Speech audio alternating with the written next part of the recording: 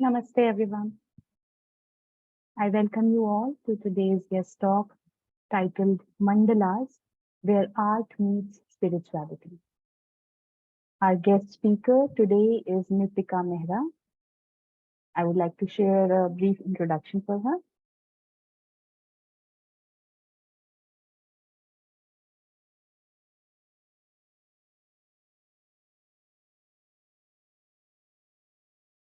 Nittika Mehra is a communication designer and a copywriter from Delhi. She designs home decor products and apparel under her own label called Mistress of Circles. Much of her work and creations are based on the design of a mandala. She considers mandalas to be an integral part of her life and finds solace in making and creating them.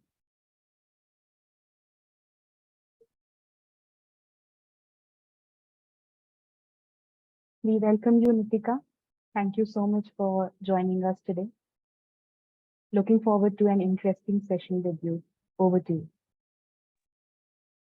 Thank you so much. Thank you so much, Rameshji and Arunma, for giving me this opportunity to talk about something that's very close to my heart. I just want to check and see if I'm audible to everyone. Yeah. Okay, great. Let me just share my screen and we will start with the presentation.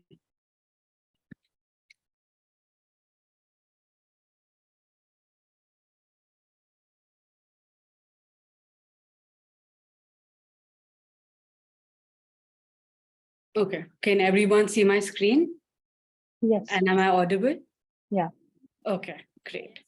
Welcome, everyone. My name is Nittika Mehra, and today I will be talking to you about a topic that's very close to my heart, mandalas. Mandalas are a cornerstone and foundation of both Buddhist and Hindu faiths. Mandalas are found everywhere, from nature to drawings, whether in wedding invitations or whether on paper, stationery, or walls. They consist of intricate and detailed patterns and symbols which look aesthetically pleasing to the eyes. But have you ever wondered if there's more to what we see? Well, I've always wondered that, and I see mandalas everywhere. And because I see mandalas everywhere, I subconsciously draw them. Seeing, drawing, and coloring mandalas makes me come up with ideas or things that help me with my creative process. The mandalas that I draw are a part of my everyday life, and I have always found comfort in them, whether I'm going through a bad time or whether I need some inspiration to work on my creative process or my work. Thus, in this talk, I want to highlight the ubiquitous aspect of a mandala, as well as give you a brief idea of what mandalas are and their relation to spirituality. As you will see in this talk, mandalas are more than what meets the eye. First, let me tell you about what mandalas are. A mandala in Sanskrit loosely translates to circle. They're meant to represent wholeness of a cosmic diagram and to remind us that we are part of the infinite, that the world lies both within and outside our bodies and minds.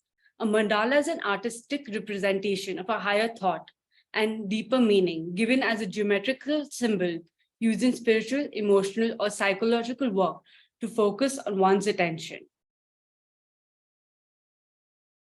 The image that you see on your right on the slide is the first known written record of what a mandala is, as known as the Rig Veda. This image is recorded in the Rig Veda from circa 1500 to 500 BCE. In Tibetan Buddhist religion, mandalas are used as a form of meditation to heal and enlighten minds. Mandalas play an important role in cultures all around the world and acts as symbols of wholeness, something we often forget in our hectic, hustle-bustle, busy lives. But the popularity of mandalas amongst the hustle-bustle of everyday life tells us that the humanity still craves something, that a connection to the infinite. Mandalas can be found everywhere, and mandalas can not necessarily be circle, but they can also be square.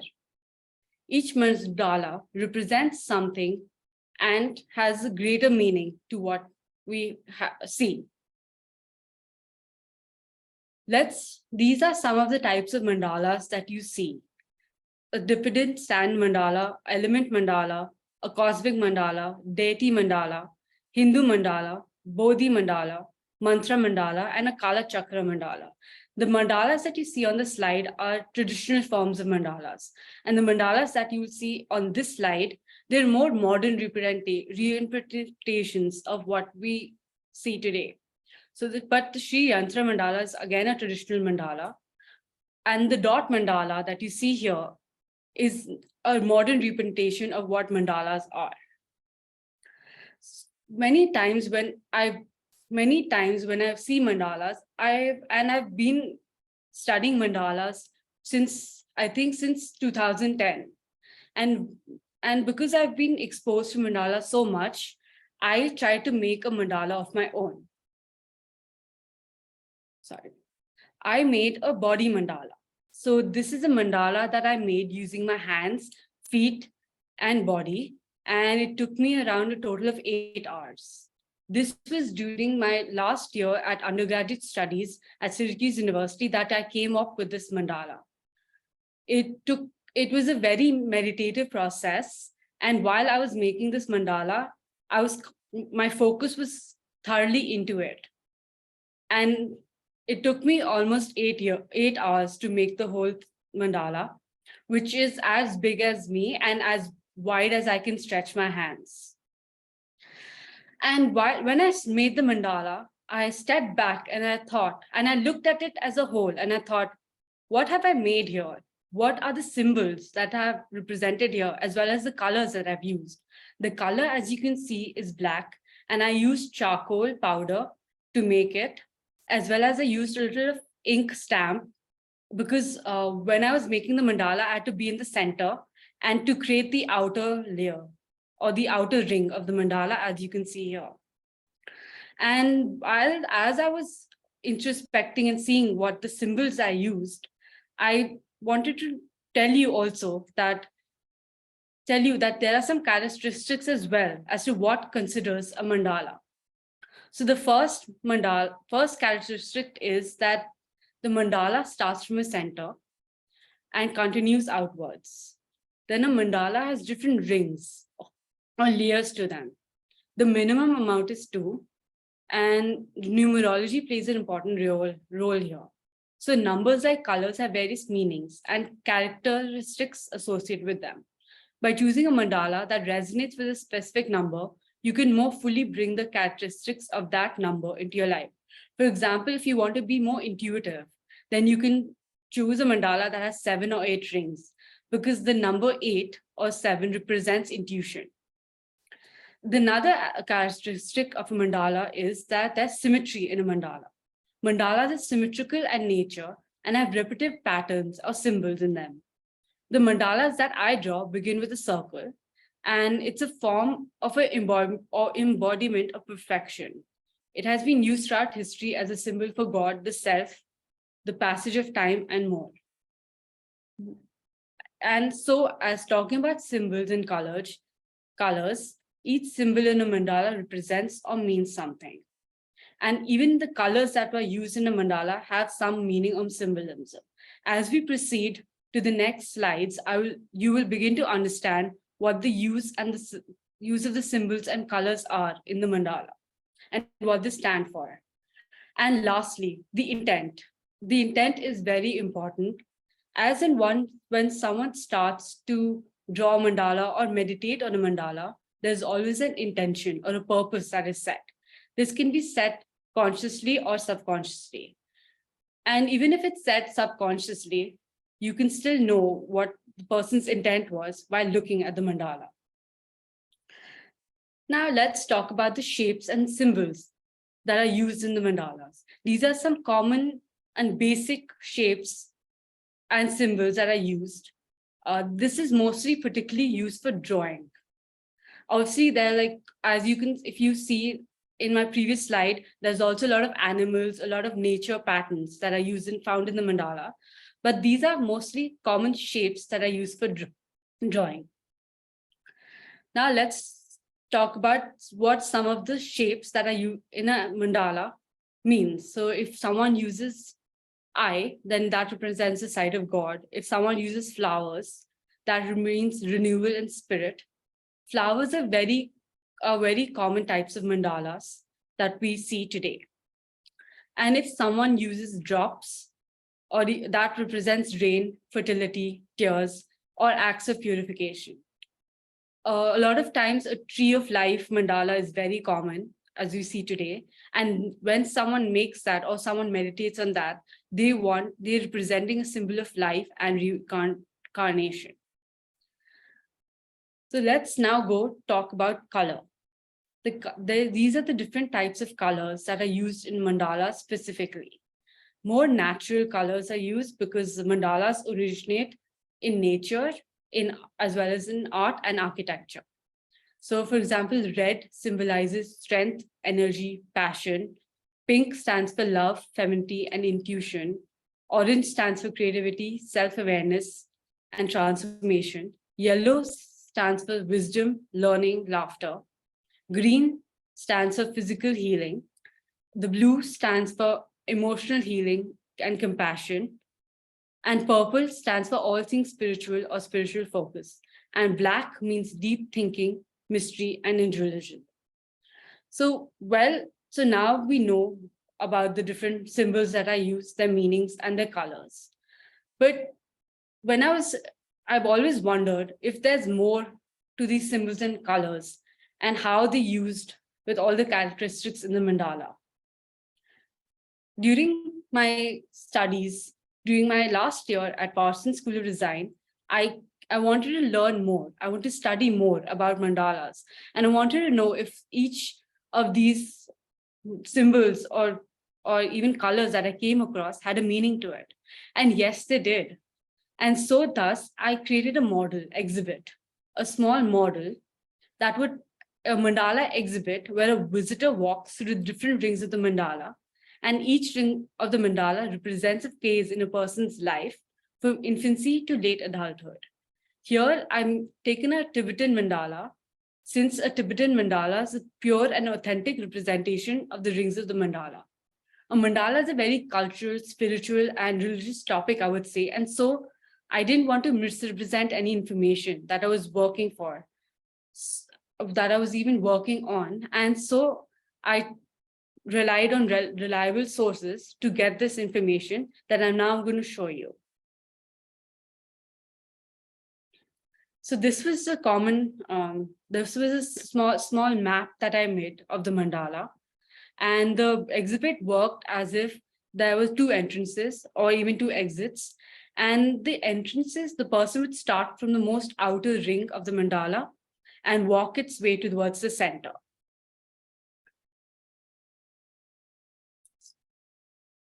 So first, let's talk about more in depth about this model exhibit and how and what it represents in a mandala. So the outer ring is called the ring of fire, and it is represented by the late adulthood. Excuse me. It is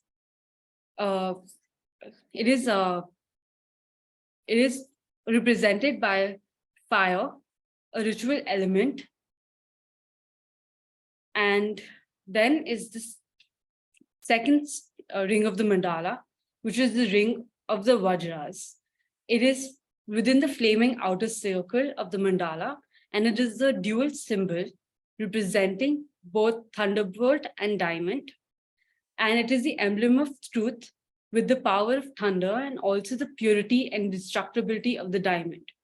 This ring is the threshold of ultimate reality and the sphere of illumination of unchangeable absolute essence.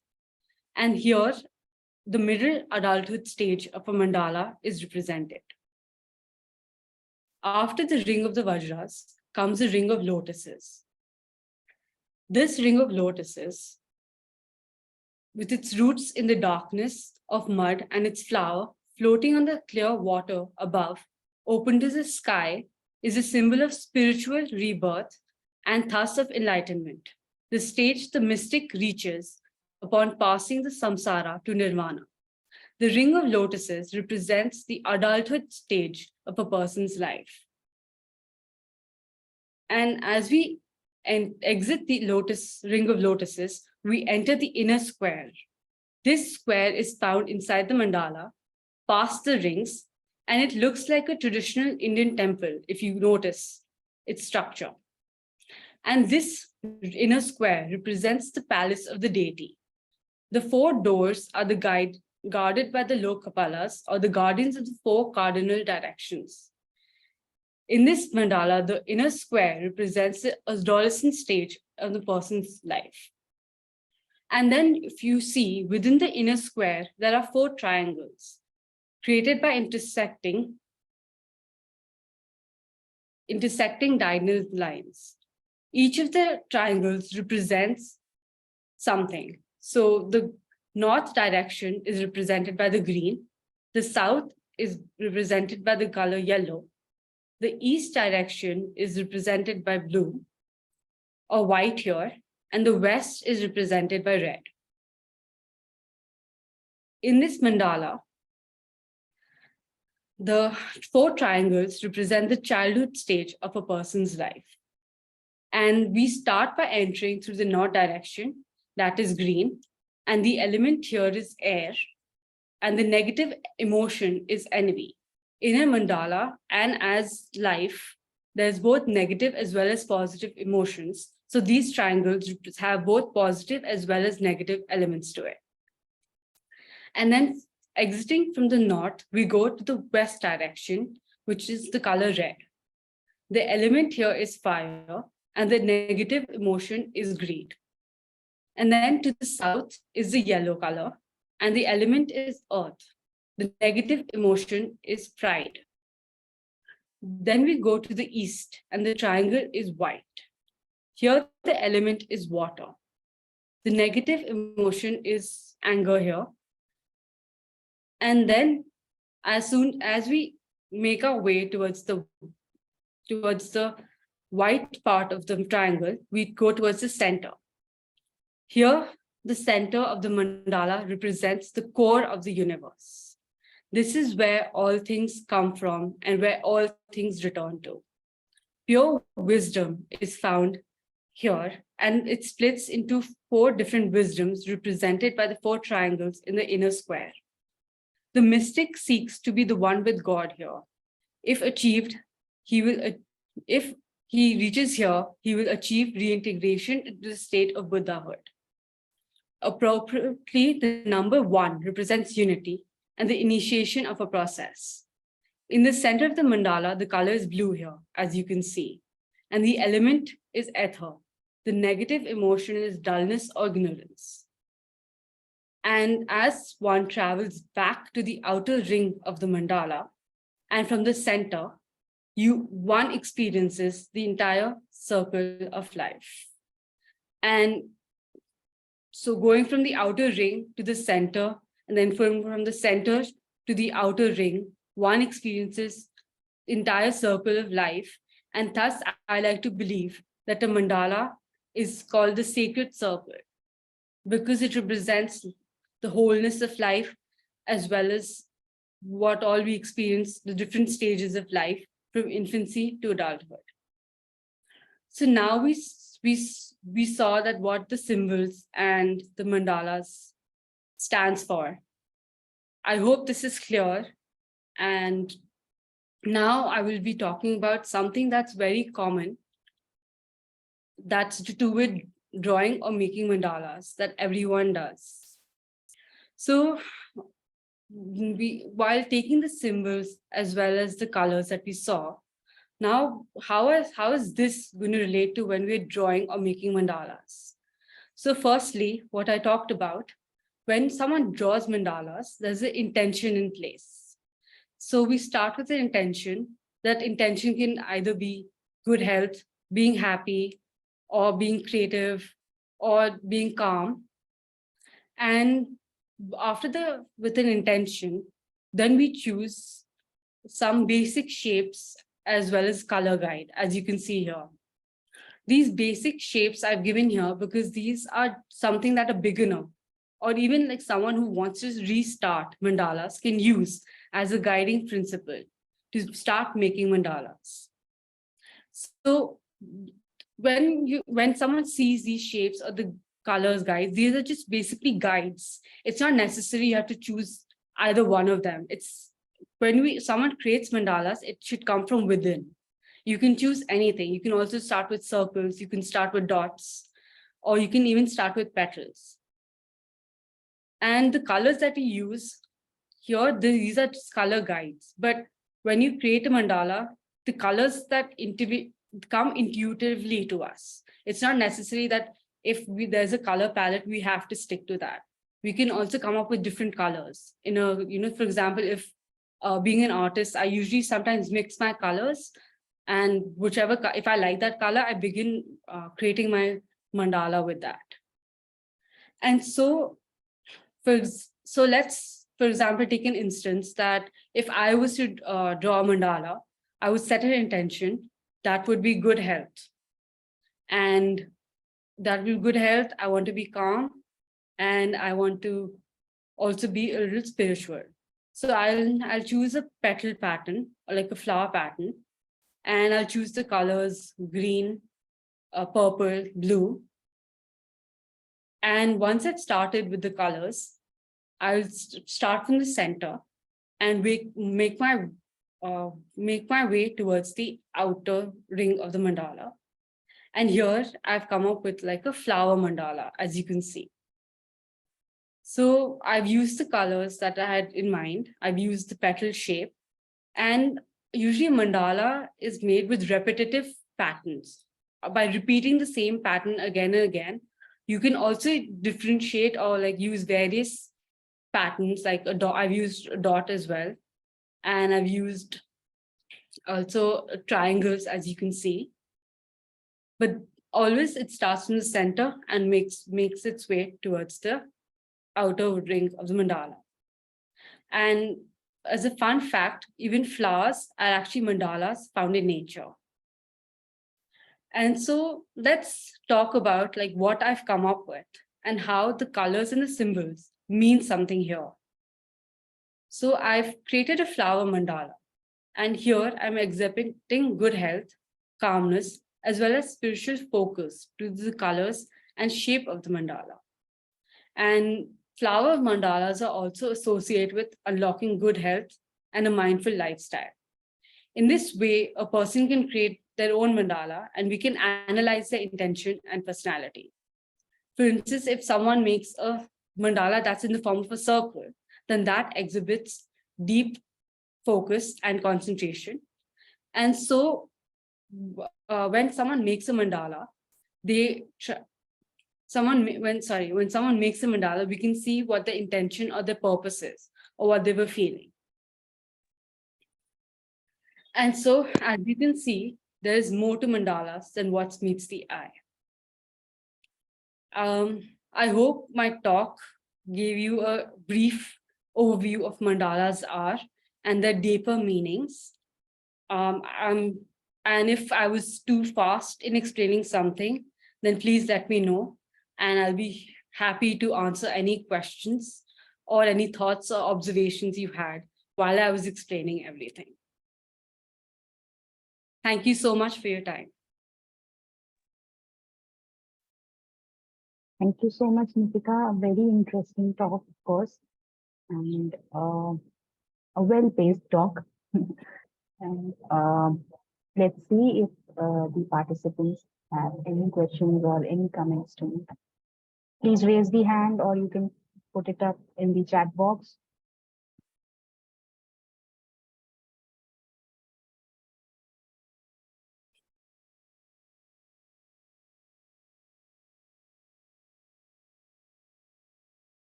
Okay, we have a question in the chat box, Nittika. Good. The question is, if I want to make a body mandala for my body, how would I do that?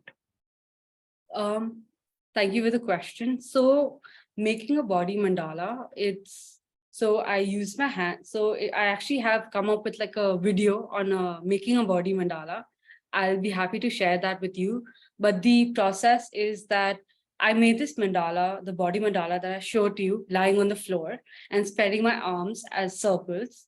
And I used can you see me? I used my fingers as well as my hands, as well as some of parts of my feet to make the mandala. So you can start with first experimenting or exploring with like what all shapes you can make using your fingers, and like using your of your hand. So if you use fingers, then that will come up as dots. If you then it's a very exploratory process, and it will take time, but I can share a video with you, it may be in the link, and you can see that video, and then you can maybe explore yourself and experiment with yourself, like how a body mandala is made.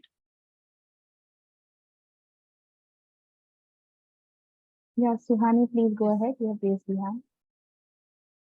Hi, Nittika. Right. So, as you said, certain colors and certain patterns are associated with meanings, and you can draw them and practice them to achieve certain goals, such as health, wellness, happiness, etc.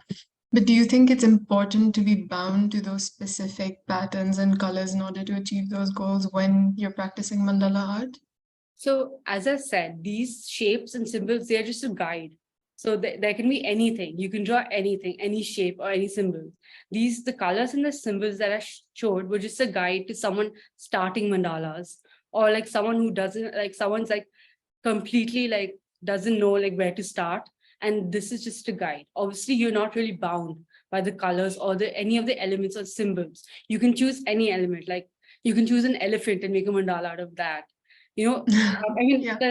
there's like so many possibilities. It's like there are millions and millions there are millions and millions ways of like how you can make a mandala. The mandalas that I showed were just like a starting point. So obviously someone can like go beyond their imagination and create like various different types of mandalas. So that's not, you just don't need to like stick to the colors or the symbols. Okay, I understand. Thank you.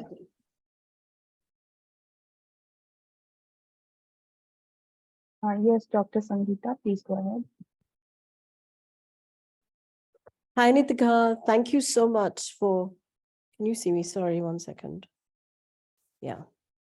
The video doesn't seem. It's okay. I can hear you. Okay, that's better. But I want you to see me as well. So thank you. Your talk was lovely, and I'm really interested in this whole art form of mandalas. I wanted to ask you, what was your personal experience as you make these and as you use them, either for yourself or through your work? What do you find, if there are any changes happening within you? Yes, thank you. So I mostly use mandalas as a form of meditative art, or like therapy, or as a way to calm myself down. So let me share something with you. Every night before I go to sleep, I draw a small mandala, and as a way for me to calm myself down. And when I look at the mandala, I see that at that mandala or the patterns I draw give me some inspiration for like a design that I can do. And even I mostly see mandalas as something very meditative, and also they're very aesthetically pleasing to look at. So I keep staring at the mandala, and then somehow I find some inspiration as to what I should do with my designs or work.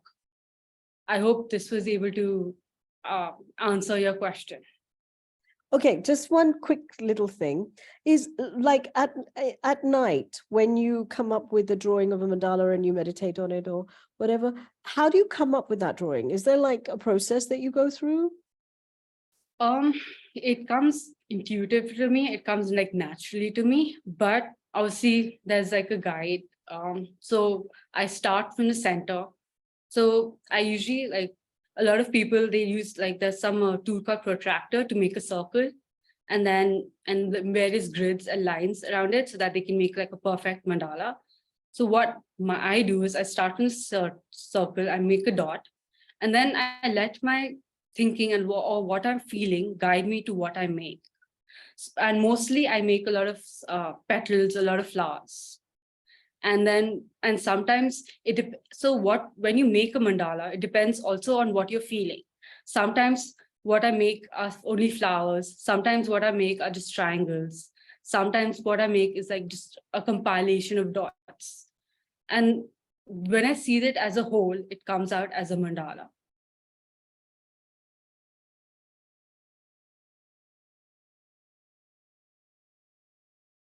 Thank you, Nittika. Participants, anyone else have a question, please go ahead, raise the hand or put it in the chat box.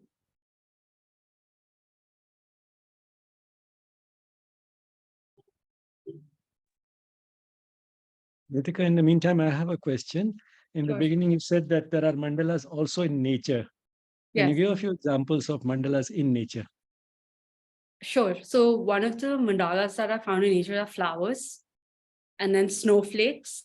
If you've seen a snowflake from if you zoom into a snowflake, you can see that they represent fractal geometry, which is also part of mandalas. So I think some mandalas found in nature are mostly flowers and snowflakes that I can think of right now.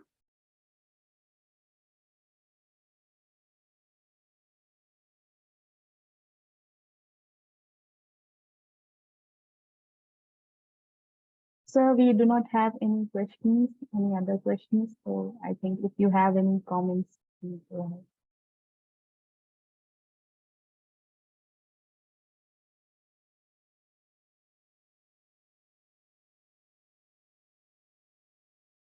Thank you, Arunima. I think there's one question or some comment in the chat box. Neha says something. Neha, would you like to share?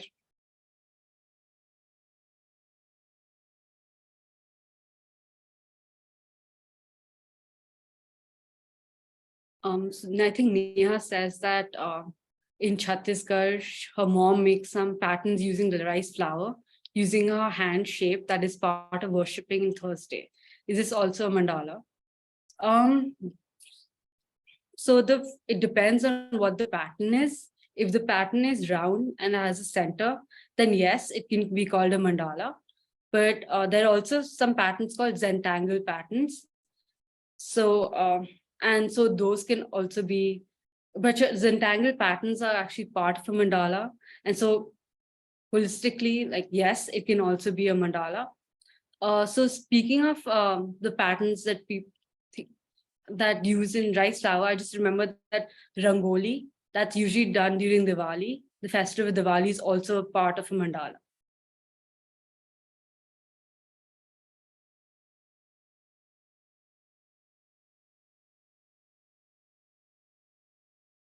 Yeah, thanks, Nittika. Yes, Dr. Bijlani, sir, please go ahead. So this last question, and I brought out the most essential features of a mandala. It has to have a center, and then it has to have that repetitive, intricate pattern.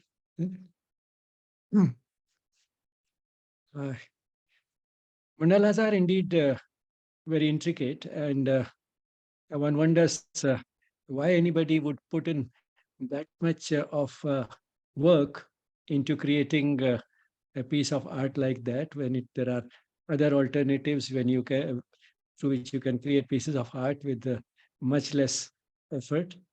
Why would go through all the meticulous discipline of creating those extremely intricate and symmetrical patterns?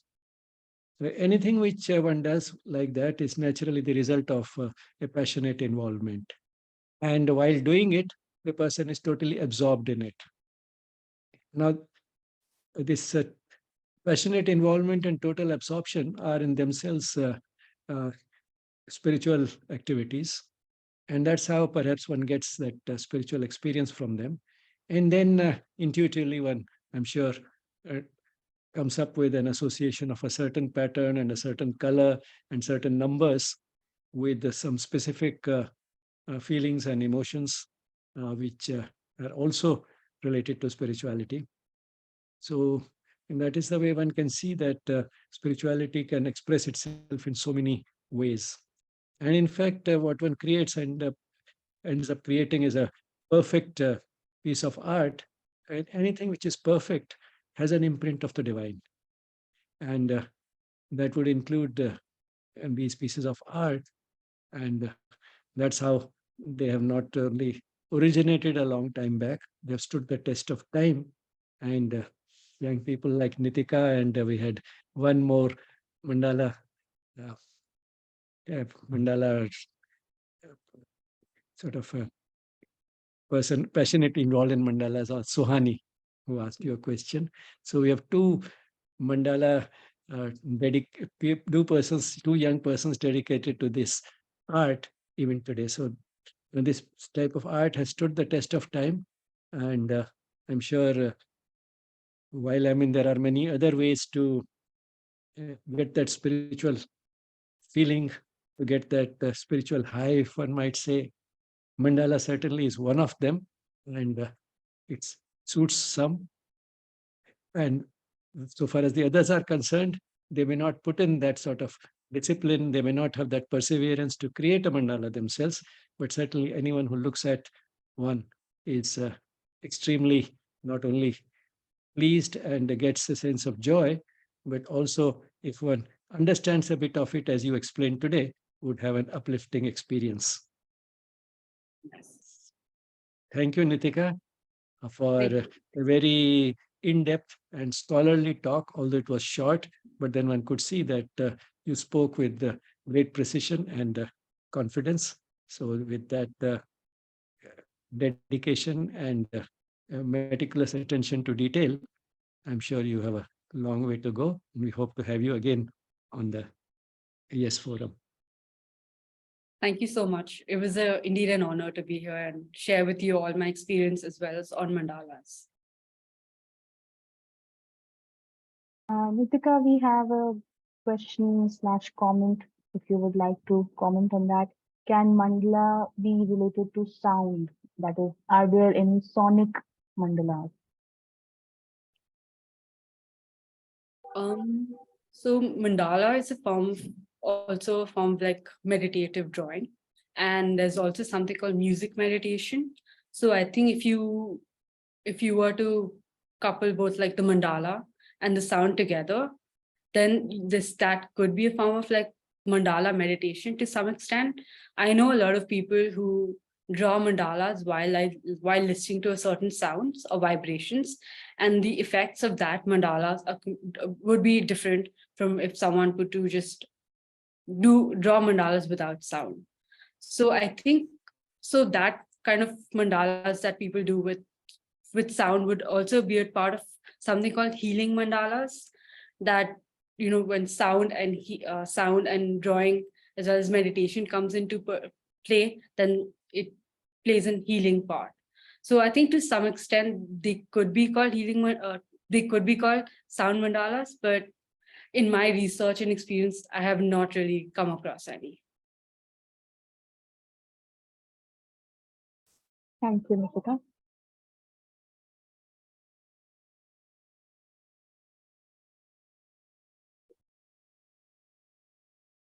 So we do not have any other questions or comments. Um, we thank you, Nitika. Thank you so much for giving us your time and, of course, an expert talk on a very interesting subject. I thank the participants for joining us today. We can close today's session with a moment of peaceful silence. Namaste. Thank you.